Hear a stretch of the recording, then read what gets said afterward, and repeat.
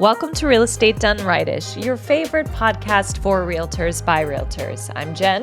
And I'm Annalie, and for a combined 30 years, we've been working in this industry just trying to figure it out. And by figuring it out, we mean we're still standing on a mountain of empty coffee cups and unsent follow-up emails. Oh, man. Do you think that's true?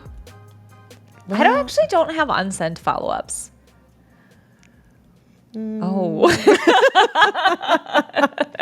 You're like, dun, dun, dun. Dun, dun, dun, dun. Turns out I do. Well, I drank too much coffee. I felt that yesterday. I was like, where's my water? Went out to lunch and somebody was like, you want a cup of coffee? And I'm like, yeah, I do. Except I also feel like so dehydrated from the gallon of coffee I've already had. Mm-hmm. Yeah, it's a problem. And then it shows up under my eyeballs. How? Like just dry, thin, Oh. you know, like you did not plump skin. You know? You know what I mean? I drink a lot of water, but I start my day with like 3 to 4 cups of coffee, and I think that's too many. Oh. I mean, I'm not here to judge. But, oh. How many do you drink? 2, maybe. Oh. Dang it.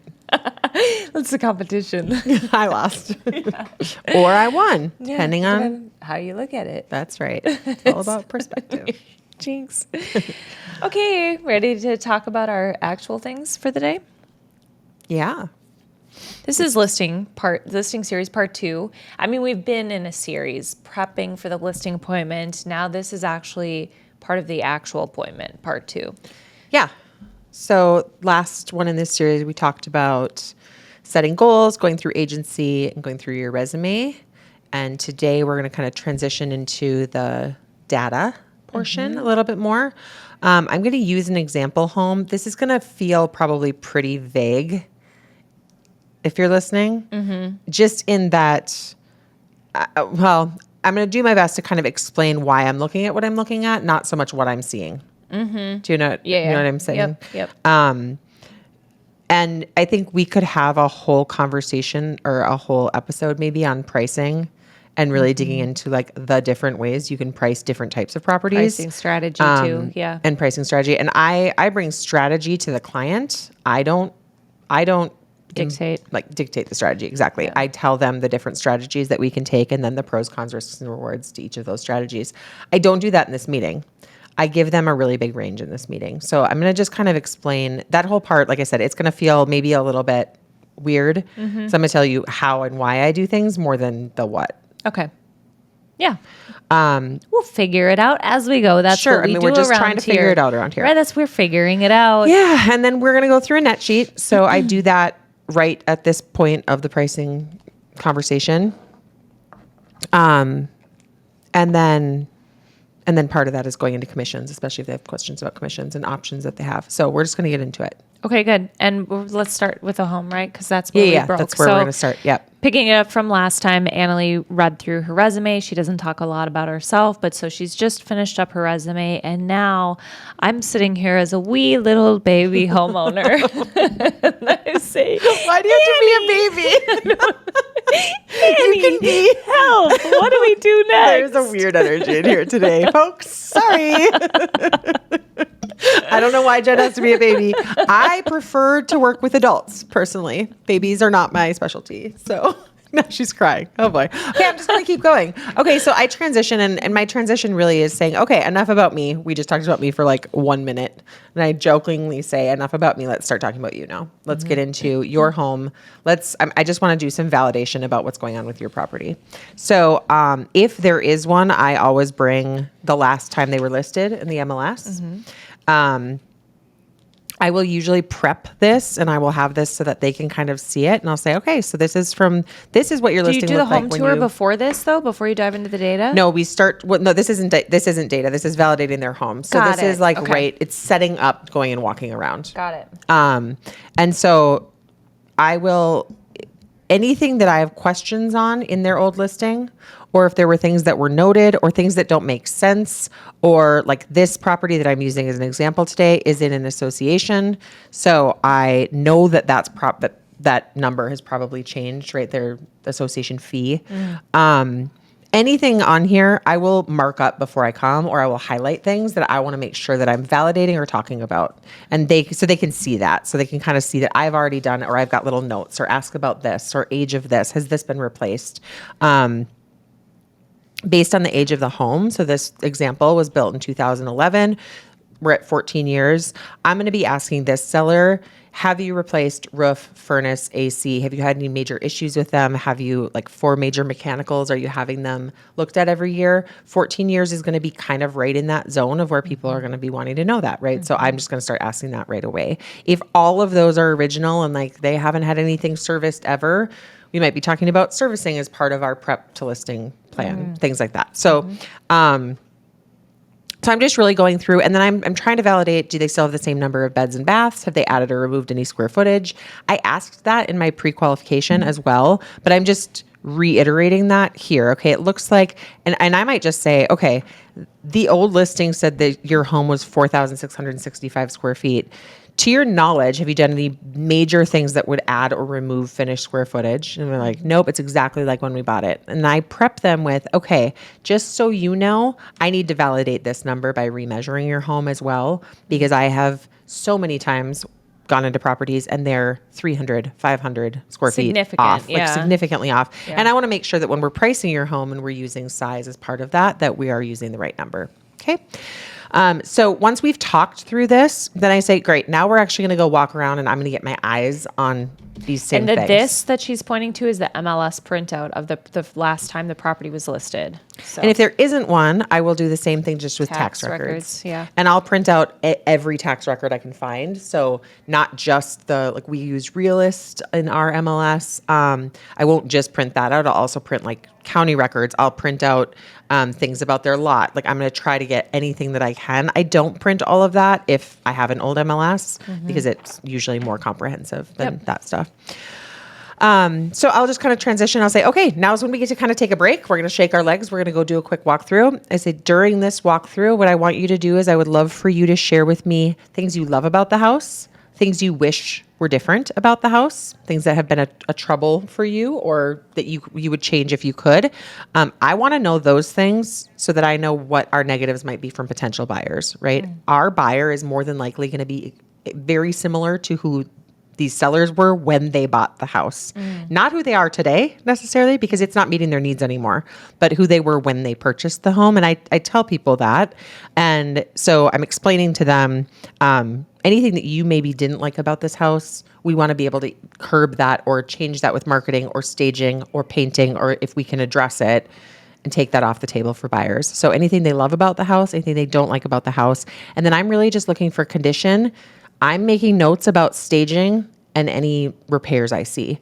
I also let them know, I'll say, during this walkthrough, this is not when we're going to talk about staging the home. This is not when we're going to talk about moving X, Y, and Z, or do I keep this picture up or do I not? If it's a repair that you're thinking about making, you can bring it up during this because we might need to address that today versus later in the process. But I really just want to get eyes on this through a buyer's lens and for pricing purposes. Fair? And they're like, okay, we're on board. And I tell them this should only take us about 10 to 15 minutes unless it's a gigantic house. Yeah, that's a great setup. I feel like people are like, let's take an hour and I'll tell you every memory I've had in every corner of the house. And you're like, oh. And I'm trying to curb that. Yeah, right? yeah. And I will stop people and say, this is all the stuff I want to hear when you hire me and we're doing our staging walkthrough. That's when we're going to talk about all of this. Today, I'm really just trying to keep my buyer hat or my buyer lens that I'm looking through. That's good. So then we get up and we do that walk around. And I'm taking lots of notes during that time. I am asking things like, do you know, if we haven't already talked about it, do you know what age this is? Have you replaced windows? Have you, as I'm noticing things, I'll be asking about that and I'm taking lots of notes. Okay. Good. Walk, walk, walk, walk, walk. Whoa, my baby feet are so tired. Okay, they could be adult feet. Let's have them be adult feet. so weird. Yeah, I know. I'm weird sometimes. What can I say? Keeps things interesting. Keeps you on your big toes. Okay. For people who don't like feet, this episode is not for you, maybe. And if you have a fetish, you're welcome. Okay. Okay, we sit back down and I say, okay, especially when I have a couple or if there's two people, whatever the relationship is, I'll kind of say, okay, now this is where we're going to get into some data and some numbers. And I say, usually when I have more than one person sitting at the table, one of you is going to be more interested in this topic than the other one. Like, is one of you naturally the numbers person in your house? And almost always it is yes. And I say, okay, great. I'm going to focus on you this conversation. And for you, other person at the table, I'm going to try to keep this as like a story, because what I want you to understand is just why we're talking the way we're talking. We're leading up to what might be happening. We're not listing your house today.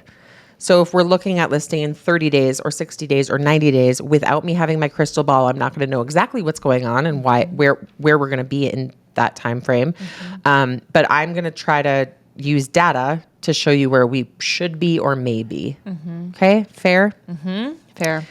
So then I'm going to start talking on a macro level. So I always just say we're going to start big and then we're going to keep narrowing down. So what we're going to start talking about is the Twin Cities, and that this is a 16 county metro area. That's way outside of our metro, quote unquote, Right. if you really look at the 16 county area. And I let people know at this point, I used to use the 7 county metro, then I used the 13 county metro, and now I've gone up to the 16 county metro, which in our MLS is just the Twin Cities. It's the whole region. And the reason for that is because we have less and less data points. And what I want out of this is I want smooth trend lines. I don't want volatility. I want to know how consumer behavior is smoothly moving. And I'm looking for, are things trending upwards? Are they trending downwards? Are they trending differently than they were last year at this time? Because then I can go find economically, why is that happening? Does that all make sense? Yep, it does. Okay, so if you look at this batch of numbers, you can see that first off, I have this month, this year versus this month last year. Okay, so I'm doing a year over year analysis comparison. And the reason for that is I know what happened last year. I know why things were happening when they were happening, because hindsight is 2020. I know all the information, right? I know that last spring was a great normal, quote unquote, spring as far as seasonality went. We didn't have any major stressors in the spring that were causing any fluctuations in our market. Now in late summer, fall, we did, and things got incredibly volatile. So and I'll show you that in a minute as well. So I'm always looking at this year versus last year. I may also anecdotally talk about the last few months. So if I'm looking at April numbers or March numbers, I may say, okay, we're also going to anecdotally look at or talk a little bit about where are we trending from January, February to now. Fair? Yep. Okay, this looks like a bunch of numbers. In your case, I'm not going to talk about a ton of these. I'm gonna just give you the bare bones. The case study house that I'm using is about $1 million listing. It is a current listing or a pending listing of mine. So in that case, I may not focus on average days on market. Might not be the same for them or as relevant for them. I know what their market was doing. I might not talk about just, and I think this will be one of the things we post. We'll have a few things that we'll have as freebies with this episode. This will be one of them, is like my market overview.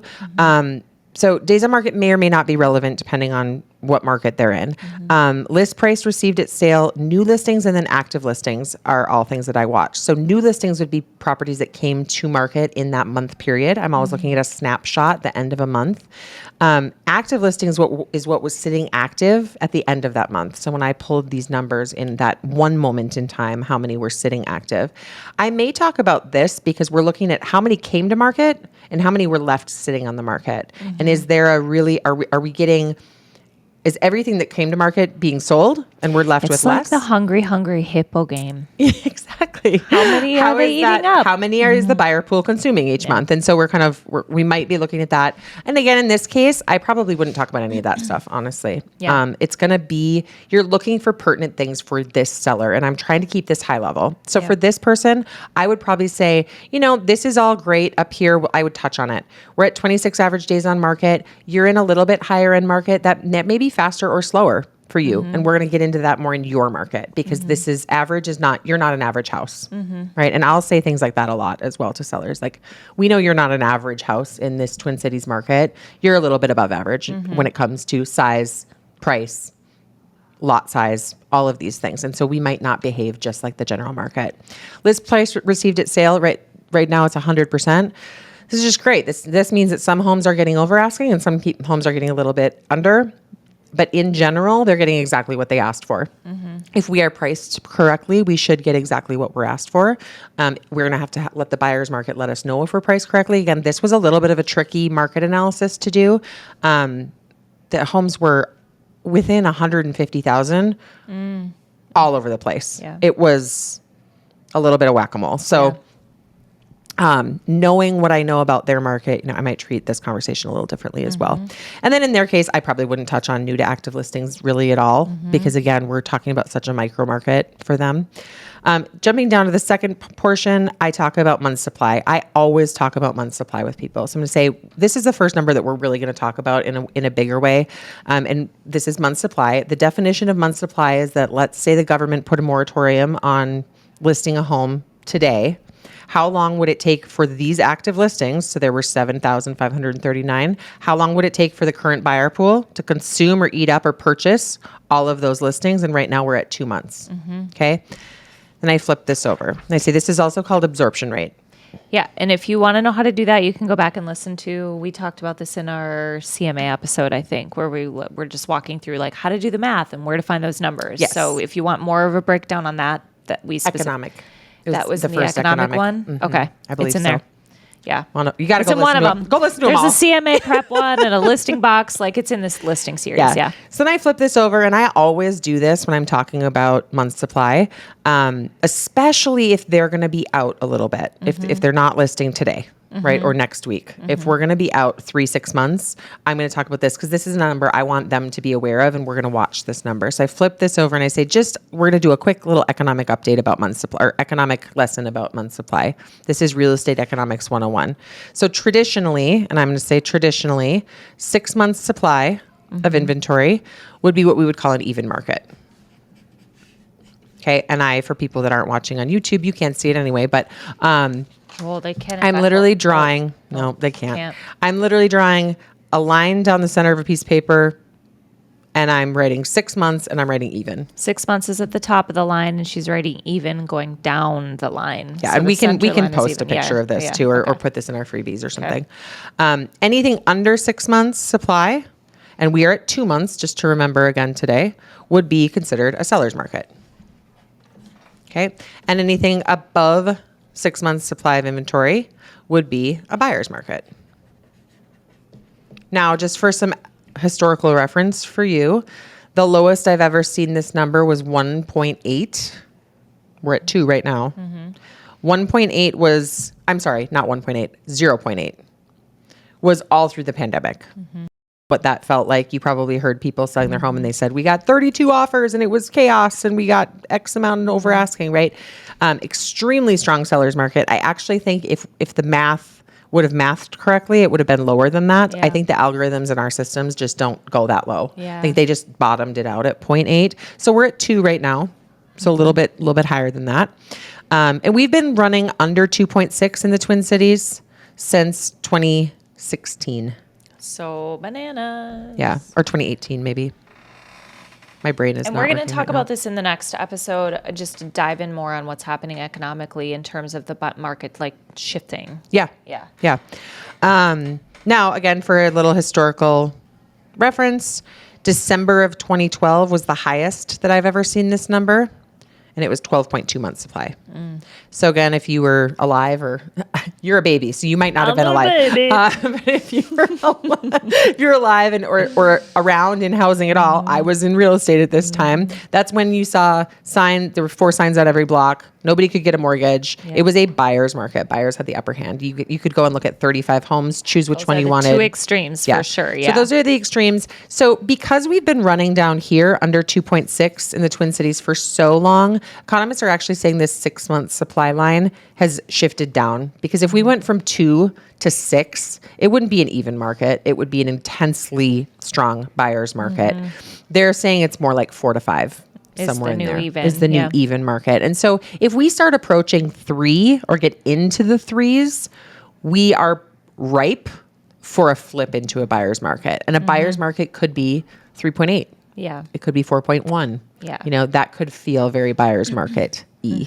Okay. So we're going to watch this as you prep to go onto the market, because if this starts approaching that, we might be having a different conversation than we are today about where you are. Make sense? Yep. Great. Okay. Final thing we're going to talk about on here, there is a closed sales number. Again, I only use that when it feels pertinent. And then I have median and average sales price year over year, and that gives us appreciation. So median and average appreciation numbers, and they were at 3.4 and 4%. For these particular sellers, they were in their home they bought in 2022, I believe. Can't remember. This is their active listing. I think it was 21 or 22. I think it was 22. So they weren't there that long. They did not appreciate much. And so showing this appreciation number, and then sometimes I will pull up, if their appreciation is looking low, Data I on will their pull price up point. their state or their city, and then a higher end price point, and show those appreciation numbers year over year over year. I've had to do this multiple times where it's been 0 or negative a few years, and then I just have to prepare them. I start that now. I Yeah. prepare them with that now. So, I'm saying 4% is all you got last year. And I can tell you that 23 and 22 were a little bit weaker on Yeah. appreciation at your price point. In fact, I think 23 was negative for them. And so if I have that, I will pull those and I will just write them on here. Yep. I keep this as kind of my baseline sheet, but I'll write, their city, their price point, and then those numbers. And I just say, just so you know, when we look at comparables and we dive down into your neighborhood, you might be surprised, because everybody's been talking about how much of a strong seller's market it's been. 4% appreciation is good. It's healthy. It's not great for you. Yeah. Right. We love, and I always say, I love when I get to come in here and say it's 16%, and you, over the last 3 years, you've had 40% appreciation. That's insane. And it's too much. Right. I like this for a healthy economic picture. Yeah. Don't love it for a seller. Right. And I'll just say that to them, and then they'll kind of be like, uh-oh. Or they're like looking at each other like, oh, she's getting ready. But I'm prepping them with that here. Yeah. Okay, good. Any questions about this? Does this kind of make sense? That makes a lot of sense. Okay. Thank you. Sometimes I will also, depending on what this appreciation number is, I will go into that. If you look at a 40-year snapshot of appreciation in any market, any 40 years, it should average out to 4%.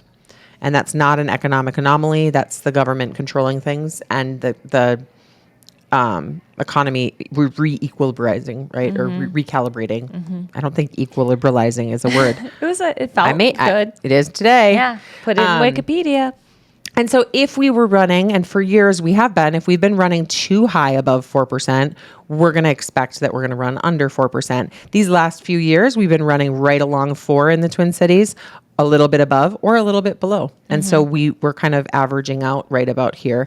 Now we still, if we have this last 40 years, we still have that huge market correction of 2008 where we were negative for a really long time. So our recent positives and our pre-08 positives right now, we are at about an average of 4% here. So economically, we are pretty stable from that viewpoint. Perspective. Yep. Exactly. Yep. Does that all make sense? Yep. Thank Great. you. Love it.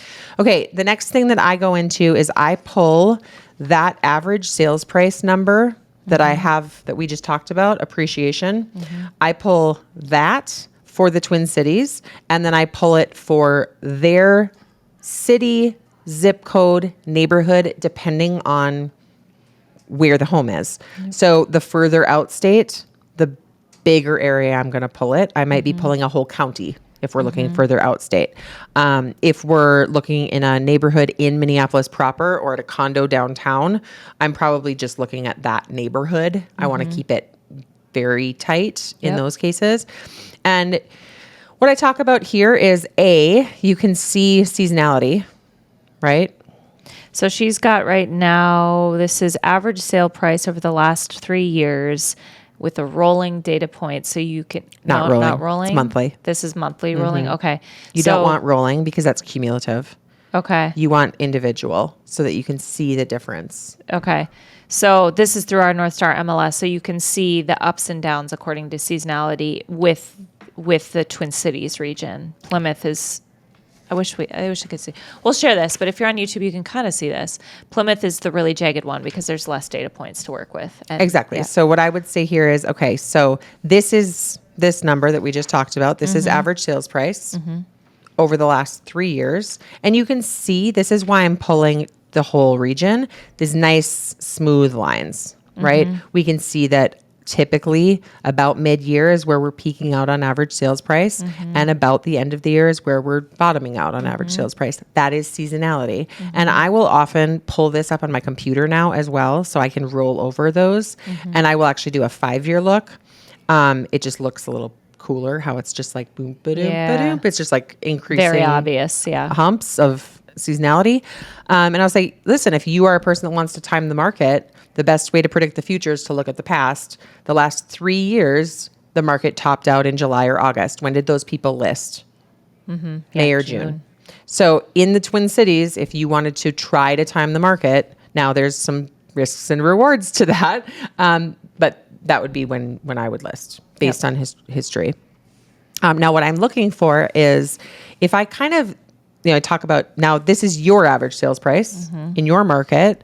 What do you think about this? It looks like it's all over the place. Yeah, and it is. And what do we know about your market? Now I'm using an entire city in this case. What I know about this city is that we've got townhomes that are kind of starter price points, and we've got things in the $3 to $4 million price point. We've got a really wide range of properties. And so one home could cause a peak and 3 new townhomes could cause a valley. And so it's just basically you're just getting a really volatile look at the market because of that. We're just looking at too many different price points, too many different types of homes. I don't really care about the volatility here because this is a subset of this. It's always going to be more volatile, right? Fewer data points, volatility is going to show up easier. What I care about is if I kind of compressed this, is it trending the same? And you can see this is just slightly trending up. This is appreciation. I drew that 4% line. This would be 0%, right? This is 4%. So we're appreciating. If we kind of flatten this out, would it in general be on that same line? Yeah. Yes. And what I'm also looking for is in this last 6 months or 9 months, do we have any incredibly steps up or incredibly obvious steps down? And in this case, no, we've got up, down, down, down, up, down, up, right? It's there is no consistency in ups or downs. If there were, then my next thing would be to say, why? Yeah. I had that happen in a suburb here where I met with a woman. She decided not to sell that year. Met with her a year later. Her lines for the last 6 months were down, down, down, down, down, down. And I was like, what happened? Yeah. And I had to go figure it out. There were 3 new developments that opened in her market. And she was at a price point where all the new construction was as well. She lost about $100,000 in equity in her house because now instead of being the executive home in the neighborhood, they can just go buy that home new. So why would they buy her 20-year-old home instead of that one? Yeah. And so it was a tough, different conversation that we were having a year later. So what I'm looking to do here is validate that this is valid for your neighborhood. And I think in your case, it is. We're not seeing anything crazy indicating any major differences. Make sense? Yep. Okay, great. So the next thing that I do, and I don't even have this printed off. The next thing that I don't need it. The next thing that I would do is I would talk about appraisal range. So now we're going to dig into actual comparables for your property. I do this a little bit different than a lot of real estate agents do. I don't print off every comparable from the last 6 months and bring them in and talk you through them. I don't care that much about the sold comparables. We need them, and I'll explain why we need them. And they help direct us, but I don't care about every single one of their pictures. I don't care about how long they were on the market necessarily. Again, we might need to look at some of those things depending on which market you're in. What I'm looking at that group of properties through is what I call my appraisal lens. So what I know about most homes is that most home buyers need to finance the property or get a mortgage, right? You got a mortgage. When you purchase this home, more than likely your buyer is going to need a mortgage. What I know about people that need to get a mortgage is that part of that process is getting what's called an appraisal. Appraisal is a third party coming out and they get a copy of the purchase agreement. They know how much the buyer is willing to give you for your home. They have to go and justify it through data points. So they're a third party that's a risk mitigator for the bank. Yep. Okay. They have a set of rules or guidelines that they are supposed to use when they're doing their appraisal. So this group of properties, I'm going to pull using that exact same set of guidelines. I'm not going to go back more than 6 months. And I write all of this out in front of them. I'm not going to, or size would be my next thing. I'm going to keep it within reasonable similar size. Now this property is 4,600 square feet. I would probably go 41 to 51. Yeah. Right. About 500 on either side. The smaller the home, the tighter in I keep that. Or I'm looking for like thresholds. So if it's a little tiny house, I know that usually the threshold is like 1,100 square feet. Where if it's above 1,100, it's going to start feeling different than anything below 1,100. So I might push that far up. If it's like 600 square feet, I just had a very tiny little house. Oh. I think it was 680 square feet. Wow. I might only go up to 900, right? I want to pull it down a little bit more. And then, 8,000 square feet, I'm going probably 6 to 10. I'm going to go a lot wider. And how many data points are going to fall into that, right? So we want to keep it kind of in a normal range. So I explained what that range was, what I pulled, and then location is the other thing that they're concerned about. So for location, again, it's I've heard within a half a mile in densely populated areas. I try to keep it as close in to what makes sense. And it's kind of an art, not a science to that. So if they're in a little neighborhood in the city, for instance, I'm not going to jump a freeway. I know where the neighborhood boundaries are. I might jump a boundary. I might look at a couple of neighborhoods, especially if they're on the edge of a neighborhood, right? But I'm going to try to look for major throughways. We've got a lot of rivers. We've got lakes. There's going to be usually a natural kind of boundary that makes sense to look at. And the more you do it, the more you kind of get what that is. Sense of that, yeah. If it's lakefront, I don't want non-lakefront. If it's on acreage, I want to keep it where there's acreage. I might not jump into a little development, right? I don't want those properties. Or I might use other criteria to kind of weed that stuff out. But the further out state I go, the further I make that location. I have property in northern Minnesota that at times I'm going 60 miles or more because to be able to find anything that makes sense, I need to go that big. And I'd rather go, again, depending on the location, sometimes I'd rather go to a bigger area as long as they behave similarly than to go back further because an 8-month ago market or a 2-year ago market, I've had an appraiser use a 2-year-old comparable and I'm like, we got it thrown out. Didn't make any sense. Yeah. So I kind of explained to them why I'm pulling those and then I have just those listed out. In today's world, I don't usually have more than 12, maybe 20. That would be a big pull. It's usually like 12 to 15 is kind of a sweet spot as far as how many of these you get. And then I explained to them on this list, I'm not discriminating for beds and baths. I'm just talking about size. I'm not looking at condition because I'm not trying to price their home using this. What I'm looking for is an absolute top end that if a buyer was willing to give us more than this number, could we appraise? Would it even matter? If they're cash, great. But if they're not, we're probably not going to get that number anyway. So I'm just looking for a top end here. Make sense? One other thing, style of home. Yeah, depending on the location, style of home may be important. Age of home may be important. Okay, so age and then style meaning 1-story, 2-story, split level, whatever it is. Yeah. Yeah. Okay. And I might not get into that in this poll. Okay. I'm probably looking at that more in active competition, which is the next thing we're going to look at. Okay.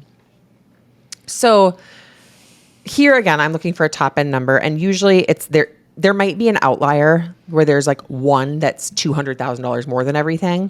And I just say, let's look at this one quick. I'll pull it up on my computer right there live. Let's look at and this probably is not the best comparable. And here's why. Oh, look, it's got 3 times as much acreage, or it's got XYZ, or it's got, they had a huge renovation, or was it a weird time of year, or was it a weird, like, is there something about it? Oh, they have a pool and a indoor exercise, is there something that justified that? Yeah. Or is it just an outlier? And a lot of times they're just a random weird outlier. And you say, I think we can all agree we could just cross that one off. Yeah. Yeah. And then they're like, oh yeah, that's nothing. That doesn't even make sense compared to our house. And then there's just like a nice sweet spot. That's a top end. Now, doesn't mean we're going to get the top end. That's just what we could appraise for. And I say, okay, great. So in this case, it was like 1.1 million. Okay. So when we're looking to price your home, we're not going to be above 1.1. Valid. Yep. And they're like, yeah, it wouldn't make any sense. Great. That's all I'm looking for in that picture. Now I'm going to switch lenses, and I do all of this live. So I just go into my MLS.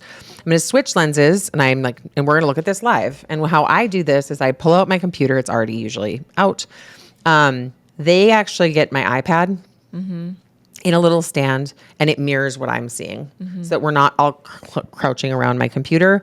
They get their own screen, and I'm zooming in so they can see things. And I'm like, now what we're going to do is we're going to dial in. This is just a top end number. Where under this do we fall? And sometimes in this appraisal range, if you're in a development, there will be a tight range. It's like, and it would be like, oh, we're going to be between 900 and 1.1. Yeah. And that's about what this was. It was like, there was maybe an outlier at like 850.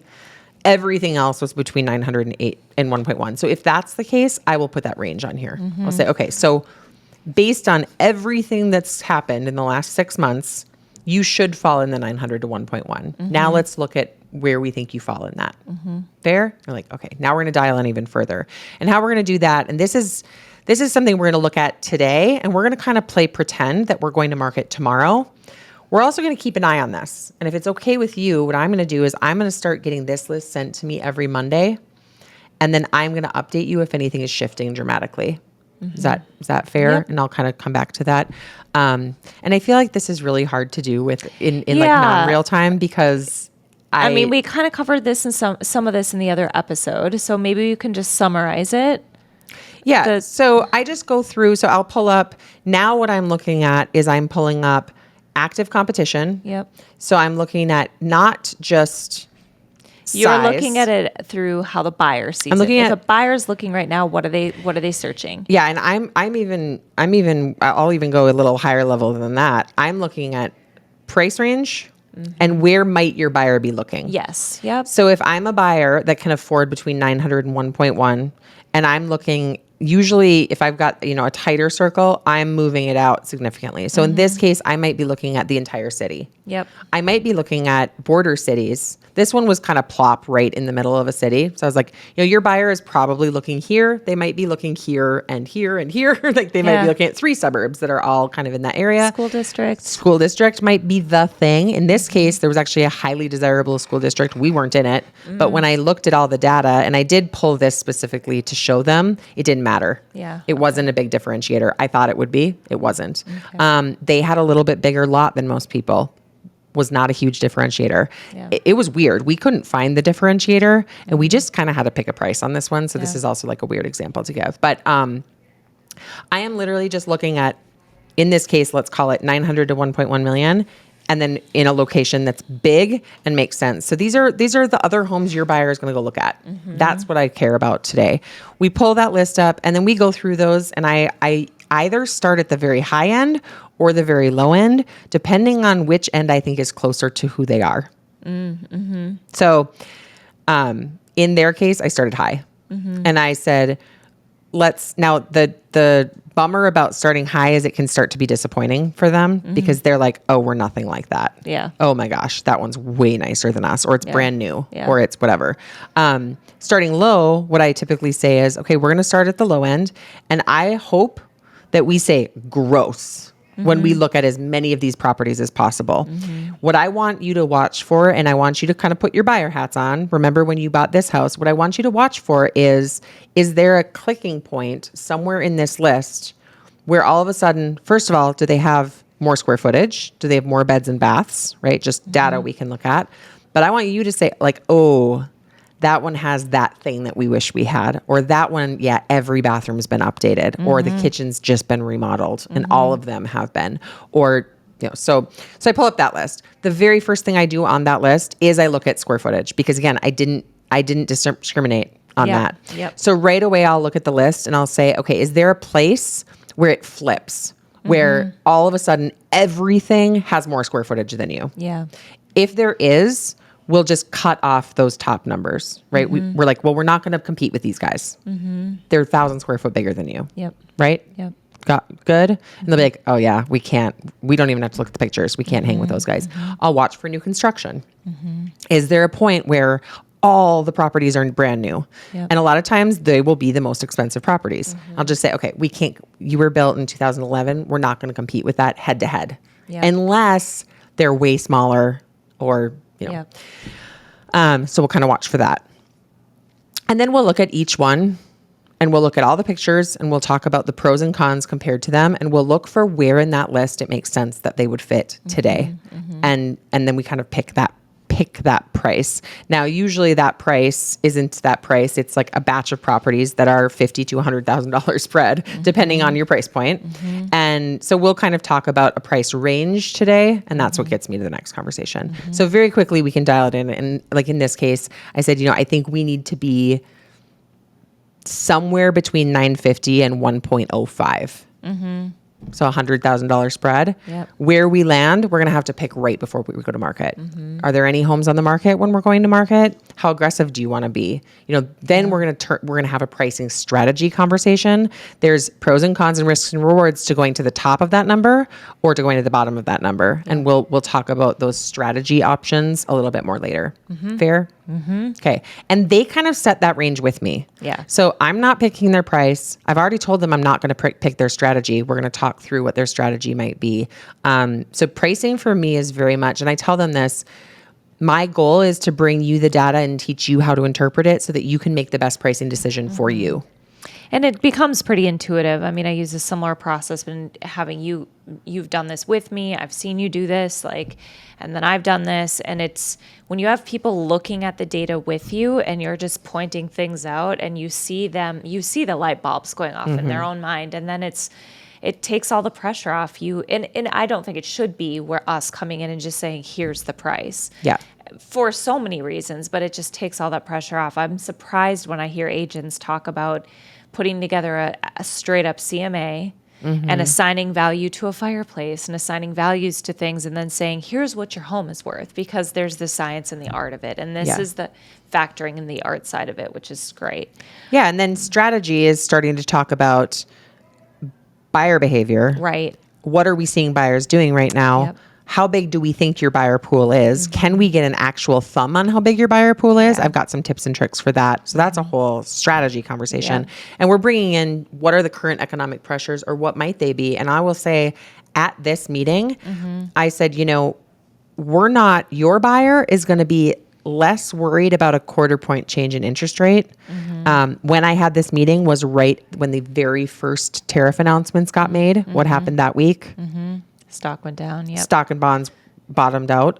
Said your buyer is affected this week. Yeah. They probably have a big chunk of money invested in multiple different places in the stock and bond markets. And I'm hopeful that looks better than it does today when we're ready to go to market. Yeah. And it did. Yeah. Luckily. And it was great. And we got lucky. Yeah. Because it was just our timing was, it was just getting better. And I think a lot of homes that went on that week sat for 3 weeks. As I think a lot of the buyers just kind of paused and just put their heels in and said, let's just give it a minute and see how this shakes out. So, but that's, again, we talk about all that as part of the strategy. So I will kind of get their buy-in. They help me create that range. And then we're putting that range into the net sheet. So the final thing kind of on the numbers side of things is talking net sheet. I do a net sheet. And again, this is something I can share a version of this. I would have it be kind of blank and I'll redo it. So it's just a very simple with no actual fees. I'm using my title company's normal quote unquote fees on here. I'm using state of Minnesota things that happen. I don't know, every county and every state is different. So I'm not going to share numbers on this, but I'll kind of show what I go through, and I'm going to talk through it right now. So, Okay. I say, okay, now we're going to go through this. Okay, wait, I'm going to pause you real quick. Sorry. Yep. I know a lot of people don't do a net sheet, or I've heard that a lot of people don't do a net sheet at listing appointment. And I think it's really important. It's like looking for insurance and being like, how much is it going to cost me? And them not giving you the quote. Yeah. And I know it's intimidating for some people because of math at the table. Also, you can get, if you download this resource, you can go in there and figure out, if you don't know how to put in formulas into an Excel spreadsheet, you need to learn. Yeah. And you can use Claude, you can use Perplexity, you can use AI, you can go YouTube. How do I put a formula in an Excel spreadsheet? I'm just going to keep saying that in these episodes, that if you're going to be self-employed and own a business where you do everything, you need to learn how to do the things that you're scared of doing. Yeah. And there are a lot of agents that are very experienced that are quote unquote afraid of technology, and that to them includes Excel spreadsheets. And it's like, I'm sorry that that's hard for you, and I can have some sympathy. I don't mean to be a bee about her it. Her face doesn't look like she has any sympathy right now. I just feel like it's a cop-out, honestly. Yeah. And I feel like it's a disservice to the clients that we serve. I get that math is intimidating for some people, but you can't be in real estate and not know how to do a net sheet. I was going to say, it's unacceptable. Math is such a big part of what we do. And so, and we are not in the business of being a loan officer. No. Or telling, but Right. when it comes to a seller, my net sheets, unless there's a surprise assessment they didn't tell me about and wasn't yet attached to their taxes, or their payoff that they gave me was completely wrong, or there's, unless there's a surprise, my net sheets are usually within $300 to $500 accurate. Which is amazing. And the inaccuracy I disclose to them is that I do not figure out the prorated taxes. And I'll explain why as I'm explaining this. I explain that to them when I'm talking through this. Do you want me to talk through it? One second though, there was something else I was going to say about it. Seller net sheet. Why? I was going to speculate that part of the reason that I think people may avoid this is because it brings up the commission conversation, which we need to be talking about. Yeah, I want to have that now. Yeah, like we want to have that now, and we want to give them. I feel in myself, like even through my own money journey, my relationship to money, I feel some anxiety bringing up the conversation because I'm scared of their relationship with money. Like, so I'm like, I'm going to show them a bottom line of what they're going to walk away with. Even though that bottom line might be amazing to them, I have this like back fear in the like bottom of my brain that's like, what if they're disappointed? What's their It's a weird subconscious thing for me. So I'm just like airing that out for everybody. Yeah. This feels nerve-wracking to me because I'm afraid of how they're going to respond to what I show them because of their potential relationship with money. So getting deep on it for a second, but all that to say, we can't avoid the things we're afraid of doing. Or we can, but it's usually not advantageous. It might be a disservice. But also, just from a business perspective, we need to be doing this. So, yeah. Yeah, I've been shocked in the last couple of months. I've been in multiple situations where people say either I don't know how to do that when it comes to a net sheet, or I'm worried when I'm representing a buyer that the listing agent does not know how to do a net sheet, and they're not appropriately explaining things to their seller. Yeah. And both times I was like, whoa, what? Yeah. I was shocked. Yeah. And so maybe what we should do, I don't know if we want to go through this line by line. I think it'd be really helpful to talk through how you talk about commissions. Yep. And then maybe we can do another episode where we can do a Zoom recording or something and get this on the screen so people can watch on YouTube if you want to go line by line. Also, everybody's fee structures are going to be different. Yeah. And like I said, every state, every county even has different things. And so really all I do is this is a spreadsheet, and it's got fixed fees that I know are going to be for everybody. I know, for instance, that to record a document in Hennepin County, actually in like most of the 16 county metro, it's $50. So I have on here $100 for recording of documents. Well, one of those is recording the satisfaction of their mortgage when the title company pays off their mortgage and then records the satisfaction, clearing that lien against the property. And I know that the other one is the recording of the deed, and the seller is in charge of that. if they don't have a mortgage, I'll just cross this out right then and say, and I'll explain to them that whole, and I'll say, well, you actually get to save $50 here because you don't have a mortgage. And one of the things that we would usually be recording is a satisfaction of mortgage. When you understand what all of these are and what they're for, and you can quickly give them to sellers also, They know that they don't question things as much because you're telling them. Right. And they don't feel as uneasy about the bottom line because you're telling them and you're explaining. So I think what I'll say is just that many are just line items. We have a special assessment search. It's $30. Do I not talk about it? No, I talk about it every single time. I have on here seller's contribution to closing costs. Right now, I have a 0 on that line. Traditionally, I've had 3% planned for that because until 2018, we were seeing that on almost every purchase agreement. And what I would explain what it was to a seller at this point, and I would explain that it would be a term of the purchase agreement. It would be negotiable, and that right now my experience has been that most buyers are asking you're for setting it. them up for worst case scenario, so that if it's anything better, it's cherry on top. Yep. And right now I am still talking about it, even though there's a 0 there. It's actually highlighted in yellow on my normal form. And I let them know this is not a fee to you. This is not a standard. This is not anything. This is going to be a term of the purchase agreement. Right now, the norm in what I'm seeing consumers asking for is 0. Yep. When I am seeing it asked for is after inspection. It's a way that we can actually put cash back in the buyer's pocket. And I explain how it all works.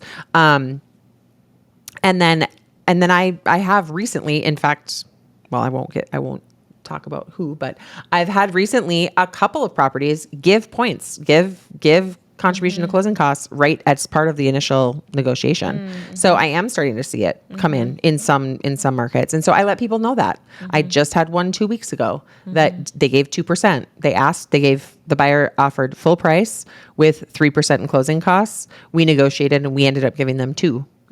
3 days on the market. Yeah. It made sense for the seller and it made, it all made sense. So I touch on that. I touch on all the title fees. I go through why they're there, what they mean. Commission. I talk about commission now broken out.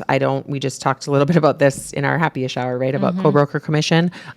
Because I can control my relationship with the seller, and this is kind of how I talk about it, I'm going to only control my commission that I'm charging you. Okay. And traditionally, you would have agreed to pay me an amount and I would have agreed to pay out the buy side. Now, we can't control who this is or how much we think they're worth or what the terms of their purchase agreement are. And so now let's talk about you and I's agreement. And what I charge is a range between X and X. I'm not going to go into that range but I give them the range and I give them why I charge some people less and why I charge some people more. The bottom end of my range is usually my investors. And these are people that sell 3 to 5 properties with me in any given year. We have a system. They understand everything. I don't have to sit with them and go through everything. I send over their documents. They sign them. We set dates of when things are going to happen and we're off to the races. Because that's less work and less time for me and we have that system already built in, I don't charge them as much. I'm doing less work. So I literally charge them a little bit less. On the high end of that would be, for instance, what I call my needier clients. And that might be, I just had somebody, it was an estate. The personal representative had never been to the property, didn't live in this state, was in a state, but he didn't live in this state either, lived across the country, needed me to coordinate cleaning out the property, coordinating repairs, completely prepping it for market. That took about 3 months, helping him get an attorney here, making sure that all of that was lined up, right? I was at that property 20 times before we were ready to go to market. That's an abnormal amount of work on the high end. Charged him more. It's going to cost you more for those services. And then I go through, now you seem like a pretty normal middle of those two things, seller. Typically, what my sellers that behave like you and are going to need my standard set of services, typically they are charged X. And I give them that number. I say, do you feel like you're in that middle spot or do you think you're a little bit needier or a little bit less needy? And they'll be like, oh no, we're normal. Yeah. And then they never say anything else about it. Yeah. Very rarely do I then get a commission conversation. Now I will say, like, I had people when it was crazy pandemic times, I had somebody say, well, if you don't sell our home in the first weekend, can we get a reduction on commission? And I said, well, that's a conversation that doesn't make a lot of sense to me. I said, because typically if we don't get an offer in the first weekend, it's because you've chosen a sales price that is not in alignment with your current buyer pool's wants and needs. And if you choose that, that's not in my control because you're going to pick your final marketing price. And if you choose that and you now are giving me a harder job and I'm working for more weeks because now we've got to talk price adjustments and we've got to talk about remarketing and we've got to talk about repositioning. So you're asking me to do more work for longer with more hurdles, which would be price. I'm not going to get paid less for that. But I said to these people, I said, what I will do is if you get more than asking in the first 2 days on the market, we can re-talk about that. Because in that case, I'm doing less work and less time. And I think that that's fair. And so I actually gave them like a 0.1, it was like A little bit of bump it off. was a few $100s, but I was like, yeah, let's talk about it. And I gave them a little reduction. So, that's one way that I've talked about commission is, listen, if you're going to make it harder and longer for me, no, we're going to talk about charging more. If it comes out that it's insanely quick and you go extremely aggressive on your price and you get multiples and there's no inspection and that was the other thing. It was like, if there's no inspection to negotiate, if there's no appraisal to worry about, if it's literally sign a purchase agreement and we're just waiting to close and I just have to get you ready to close, that's a lot of hours of difference of work. Yeah, I'll give you a $400, concession. Yeah, I'll renegotiate that. So, I go through the rest of them in our situation. These are all title fees. State deed tax is a bigger amount that sellers pay in the state of Minnesota, and then I have on here down at the very bottom the buyer broker commission. That's also highlighted in yellow because it is not a standard. It will be part of the purchase agreement. Because you've agreed to pay me, this is going to be a market dependent term of the agreement, just like the 3% or up to 3% seller paid contribution to closing costs is. Now, what I will say is that the mid-range number that buyers agents are requesting or buyers are requesting to pay, that you're going to pay their agent, is 2.7. I've seen it as low as 2.4 and I've seen it as high as 3.15. We aren't going to worry about that right now, but I want you to prepare for it because as of today, I've only had one purchase agreement that did not include it. And the one that did not include it was a self-represented buyer. More risk, trickier transaction. Right. And so we had to decide, was it worth it?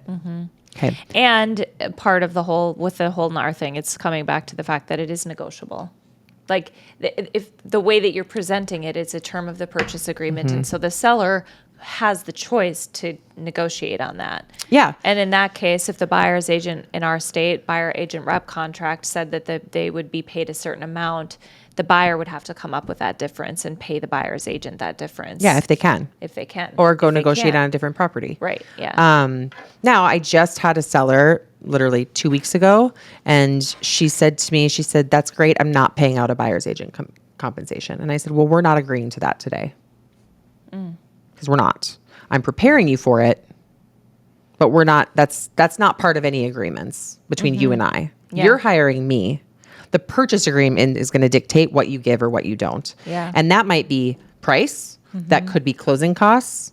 That could be commission. We're going to look at that whole picture and decide what you're going to and not going to give at that moment in time, because all of those numbers have to make sense. And we'll plug all of those in and you'll get a bottom line and you'll get to decide if it makes sense or not and negotiate around that. What we're not going to do is choose today if we are or are not going to do something, because your market may require you to do something. And I don't want you to get too stuck on anything until we see what your market is going to provide. Now, in her case, I was a little bit firm because she has a 1-bedroom condo in an area of the Twin Cities where condo sales are incredibly difficult. And she's aware of that.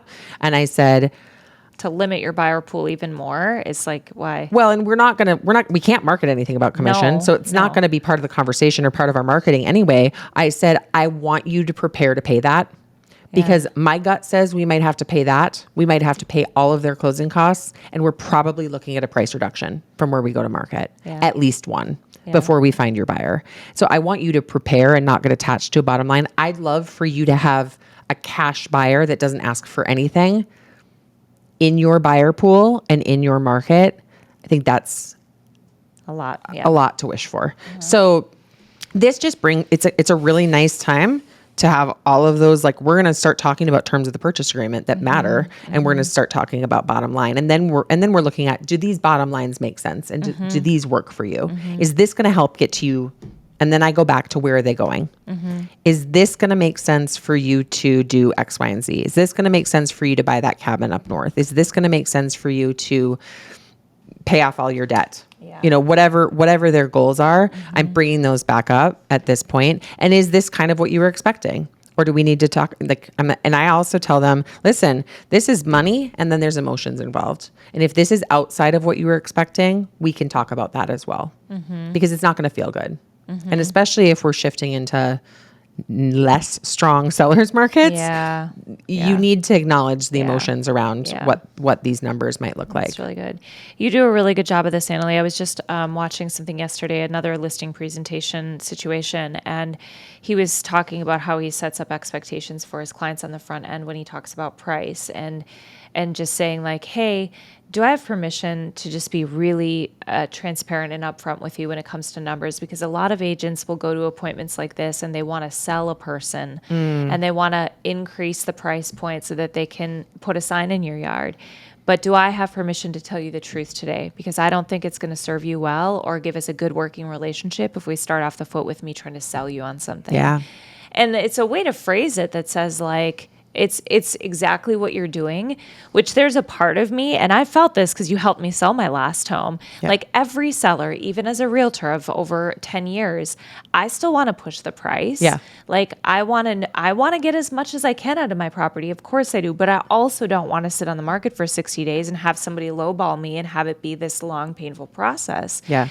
So there is a responsibility that we have as agents. I think it is part of our care and fiduciary responsibilities to come in and shoot straight. Yeah. And if people are like, well, the so-and-so told me that he could sell it for, or she could sell it for however much more, there's a point at which we need to know, are we willing, like, how do you come back? Do you say, okay, good luck, go sell with Joe then? Or do you say, what I would say is I would flip back over my appraisal price range and I would say, show me how that's justifiable in your market. Yeah. And then they say, I'm just going to play devil's advocate. And then they say, but what if we get a cash buyer? This person said a lot of people are buying cash right now. So do you think it's possible? I think that it's possible if you don't market it at that number. Yeah. Okay. I think if you go to market at that number, you're getting rid of all of your other offers, which could mean you're not going to get multiples at that point. And we might need multiples to get you there. To get that term. I don't think that marketing at that number is going to serve you in any way, shape, or form of the goal of getting to that number. And if that number is just obscene, I have literally just pushed data to people and said, show me anything that justifies that. You're such a boss. But I'll get like this with them. I'll say, listen, I want every single one of my clients to sell their home for $1 million. In fact, let's make it 2 because I'm paid on a percentage. Yeah. I don't want your home to sell for less. I want your home to sell for absolutely as much as it possibly can. Oh, not just for my bottom line, but also because it's way more fun. Yeah. Yeah. Right. Yeah. And so don't think I'm ever going to try to hold you back. I don't want you to have unrealistic expectations and be miserable through this entire process. And I don't want to tell you something that's not possible and have you be disappointed and have you be frustrated. And now what are we talking about for the rest of the time moving forward? Also time is money, especially if they have a mortgage and if they have taxes due and if they have whatever. They're like, that time adds up. It really does in terms of money and dollars too. And I mean, I had a client last fall. They chose to go to market in August. I thought we still might catch enough of the end of the summer market. We didn't. Last August here, it was like in their market. It was crickets. It was very quiet. They chose to rent a property. So now it's sitting vacant. They're paying rent and their mortgage. Yeah. And we talked in about 3 months in, we're approaching Thanksgiving. Yeah. And here, Thanksgiving to Christmas or New Year's is very quiet. Not impossible, but more quiet. And so we just talked about, are you okay financially to continue carrying this? And and I told them, I said, if you are, let's take a break and let's go back on in February. Because I don't foresee, based on what we've seen in August, September, and October, I don't foresee November or December giving you a number that makes sense for you. No. And if we need to try to get this number, do those carrying costs make sense? And then I need you to sit down and really look at the financials of what's your carrying cost every month. And at some point, does it make sense to just do a reduction? Because you're giving yourself a reduction every single month anyway. Right. So at some point, do we need to stop the bleeding, or do we think this is achievable? In their case, I thought it was achievable. We went back to market in February. They were on the market for 8 days and they got full price cash. It worked. And they were getting ready to do a price adjustment. We were going to do a $25,000 drop the end of that same week that we got the offer because it was quiet and they needed to start stopping. They needed to focus on stopping the bleeding, right? Stopping that monthly. So those are, but like, I'll just be very honest about where, and I'll ask them, where are you?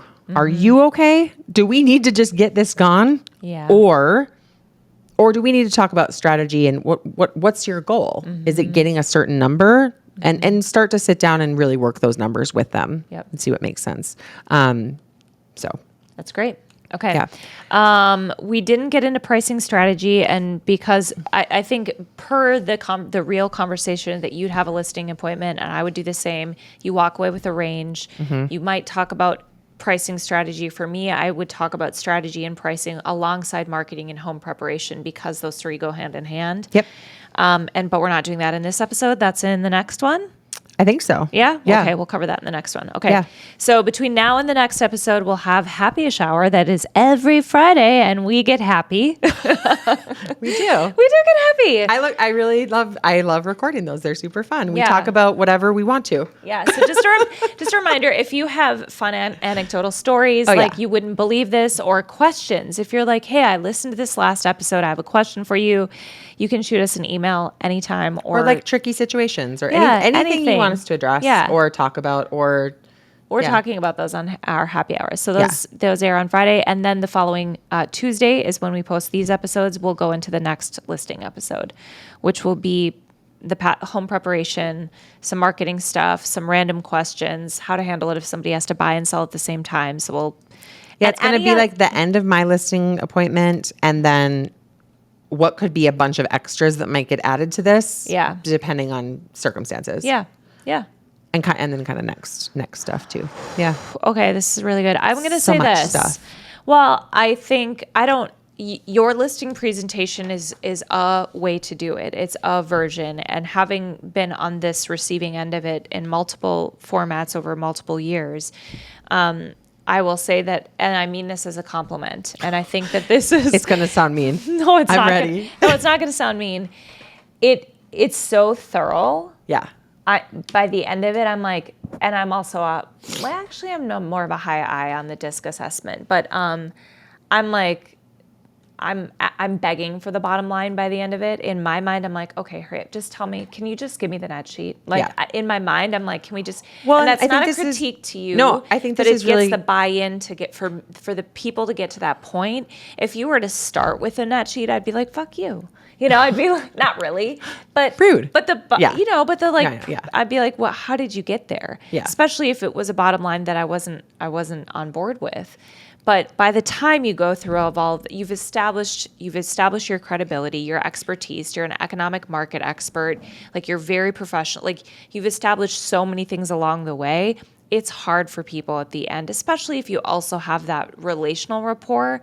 What we just went through was like the meat and the potatoes of... Yeah, I'm not being very relational this. Well, no, but this is a piece of the conversation. Yeah. Now, you've had the pre-listing up to this. You've had the box on the front step. Yeah. You've had the walkthrough of the home. You've probably laughed about whatever. So just for people listening to take that into account, this is the part that's like the nails in the coffin. It's like, all right, this is where I'm going to drill down and let people know what's up. Also, well, and yes, thank you. And I think it's I don't do it this way with every single person. Yeah. Yep. Like I just had somebody that he wanted me to give him information on his own house and then an investment property that he owned. And he said, you know what, let's just start actually with my house. That's the one I don't think I'm going to sell right now, but let's start with that one. And I think it was like a test to see if I knew what I was talking about.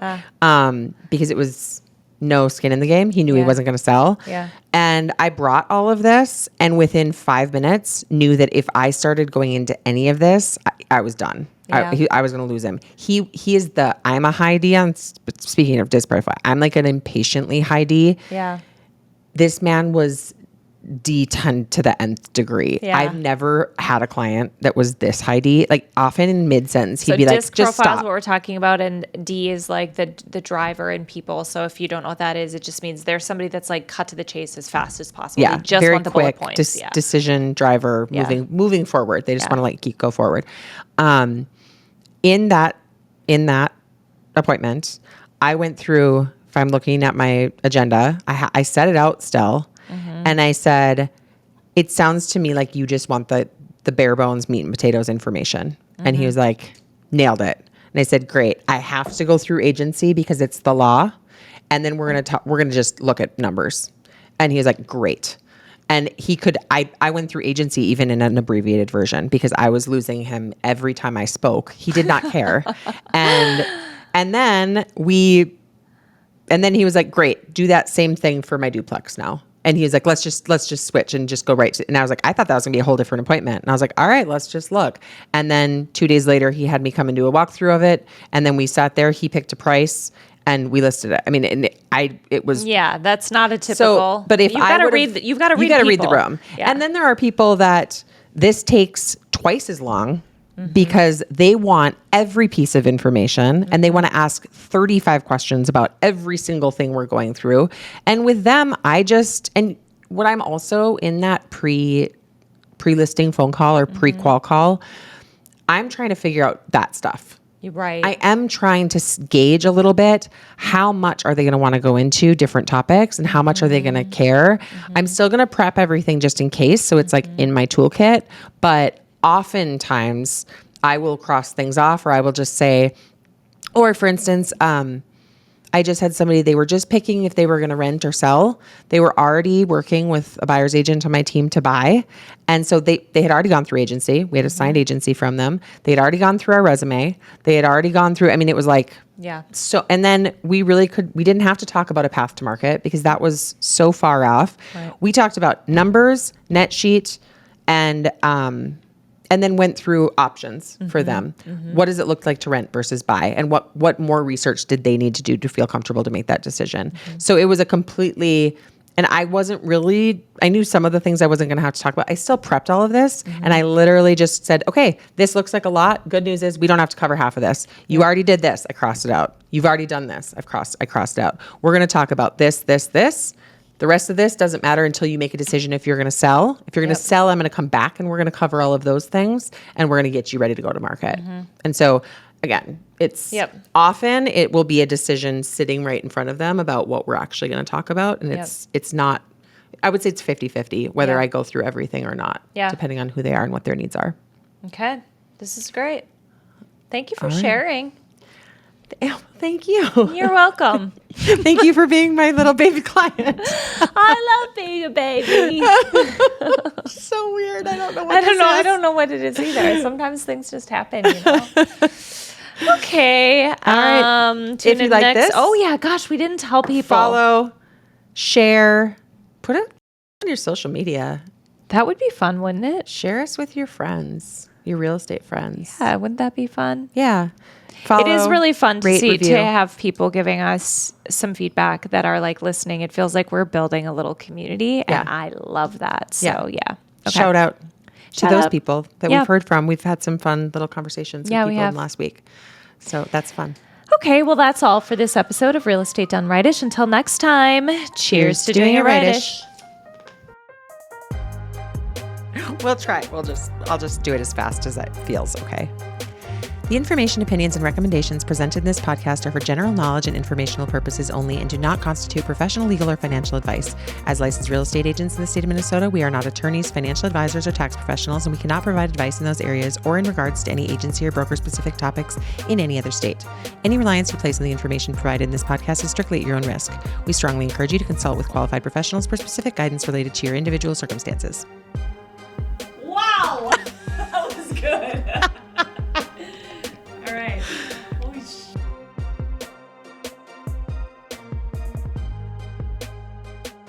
My chair's very creaky. Yeah, we need to lube you up. Bring some of that Vaseline in here. Oh my God. My feet are a lot softer today, though. Duh. I know, but I've done it before, but now it's like I need to do it every night. Or My like- feet are going to be like baby's butt. Maybe every few nights. You don't want to go crazy. Your feet might fall off. Yeah, you don't want them to be actual babies where you can't handle anything. You know, you're like, No, I you can't don't want walk in my shoes because my feet are so sensitive now. You don't want your feet to be actual babies. That is correct. That's what you just said. You know, like That would be bad. That would be weird.